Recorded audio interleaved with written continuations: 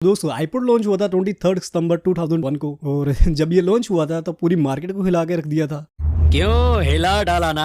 IPod Apple के इसलिए भी बड़ी चीज थी क्योंकि आईपोड से बाद में एप्पल को इंस्पिरेशन मिली थी आईफोन और आईट्यून्स की, जो कि आज भी कंटिन्यू है। लेकिन कुछ समय बाद ही आईपोड एप्पल के लिए ऐसी चीज बन गई थी, ना उसे ले सकते थे और ना ही उसे निकाल सकते थे। अरे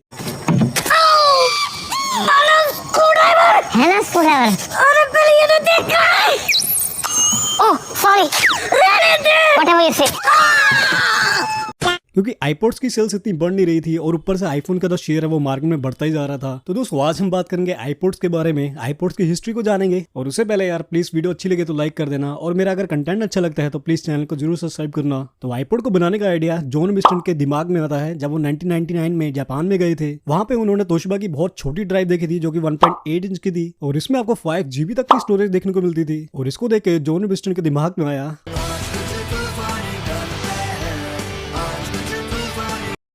और इसको देख के वो वापस अमेरिका में गए और स्टीव जॉब्स को अपना आइडिया बताया आईपोड्स का। और उस समय ये बहुत ही रेवोल्यूशनरी आइडिया था क्योंकि उस समय जो ज्यादातर म्यूजिक प्लेयर्स थे ना वो सीडीज पे चलते थे, और सीडीज का साइज इतना ज्यादा बड़ा होता था कि अगर आपको उन सीडीज प्लेयर्स को कैरी करना है तो आपके पास एक डोरेमोन की जेब होनी चाहिए थी। और ऊपर से उन सीडी प्लेयर्स में आपको बहुत ही कम स्टोरेज देखने को मिलती थी, और अगर आपको कुछ ज्यादा ही गाने सुनने का शौक था तो आपको मल्टीपल सीडीज कैरी करनी पड़ती थी अपने बैग में। और इन्हीं सारी कमियों को दूर करके एप्पल ने लॉन्च किया अपना पहला आईपोड 2001 में, जो कि आते ही पूरी मार्केट में बहुत ही बड़ा हिट साबित हुआ। और इसकी कामयाबी सबसे बड़ा कारण था इसका सबसे छोटा होना, और इसमें आपको 5 GB की स्टोरेज देखने को मिलती थी, और इसमें आप 2000 से ज्यादा सॉन्ग्स रख सकते थे। और ये बहुत ही बड़ा रेवोल्यूशन था म्यूजिक प्लेयर इंडस्ट्री में। और इसके बाद एप्पल ने मल्टीपल आईपोड्स लॉन्च किए थे, लेकिन इनको मैं मेनली 3 कैटेगरी में रखूंगा, आईपोड क्लासिक, आईपोड टच और आईपोड शफल। और इसमें जो आईपोड क्लासिक था वो एप्पल का ट्रेडिशनल आईपोड था। इसमें आपको वही सेम लुक्स मिलते थे जो आपको 2001 वाले आईपोड मॉडल में देखने को मिले थे, but time to time Apple इसमें कुछ ना कुछ चेंजेस करती रही थी। जैसे कि ब्लैक एंड व्हाइट डिस्प्ले की जगह बाद में एप्पल ने कलर डिस्प्ले दी थी। और इसके बाद आता है आईपोड टच जो कि 5 सितंबर 2007 में आया था, और इसकी जो लुक थी 90% सिमिलर थी आईफोन से।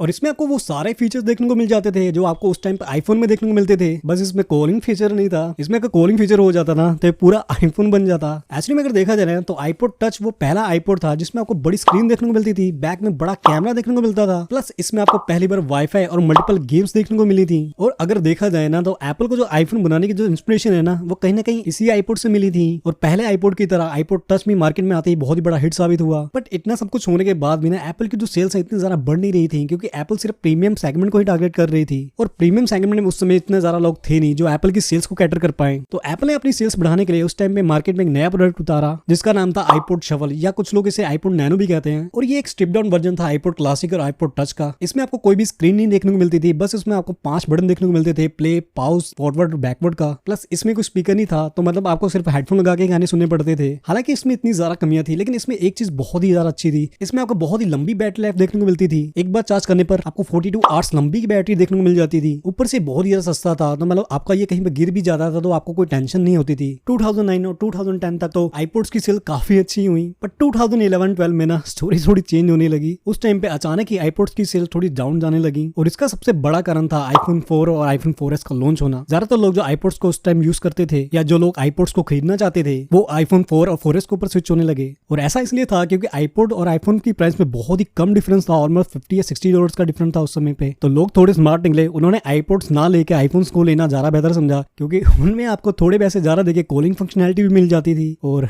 ऐसा डाउनफॉल शुरू हो गया आईपोड्स का। फिर 2013 में एप्पल ने एक बहुत ही बड़ी अनाउंसमेंट की, जिन्हें उन्होंने कहा कि वो अपने आईपोड क्लासिक को बंद करने जा रहे हैं, क्योंकि उनकी इतनी सेल्स हो नहीं रही थी आईपोड टच और आईपोड शफल के मुकाबले। फिर सिमिलर तरह का अनाउंसमेंट एप्पल ने फिर किया, लेकिन इस बार 2014 में किया, और इस बार इन्होंने आईपोड शफल को बंद करने का फैसला किया। और अब एप्पल के पास सिर्फ एक ही मॉडल था आईपोड का, वो था आईपोड टच, और इन्होंने इस मॉडल को काफी देर तक कंटिन्यू किया। और इसके बाद एप्पल ने आईपोड टच की 6th जनरेशन को मार्केट में उतारा 2015 में, और मार्केट में इसे बहुत ही डिसेंट रिस्पॉन्स मिला, इतनी ज्यादा हाई सेल्स नहीं गई जो पहले होती थी। और ये एप्पल के लिए अर्ली संकेत है कि शायद आईपोड्स के लिए अब उस तरह की मार्केट नहीं रही है जैसे पहले हुआ करती थी। लेकिन फिर भी एप्पल ने फिर ट्राई किया, और हमें लास्ट आईपोड दिखा 2019 में जिसका नाम था आईपोड 7th जनरेशन, और इसकी सेल्स पहले से भी बुरी थी।